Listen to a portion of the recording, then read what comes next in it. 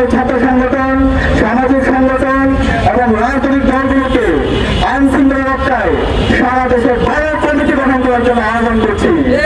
একই সাথে যে সমস্ত আইনজীবীরা এই খুনিদেরকে জামিন দেওয়ার জন্য আপনারা কাজ করছেন, আপনাদের কথাগুলো আমরা সারা দেশের মানুষের কাছে ছড়িয়ে দেব।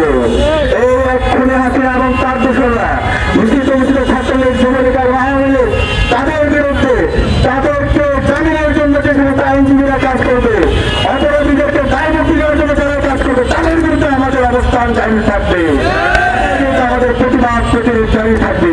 এবং একই সাথে আজকে আমরা অত্যন্ত ভিন্নভাবে আমাদের প্রধান নির্বাচন কমিশনার যে মন্তব্য করেছেন সেটাকে প্রত্যাখ্যান করছি।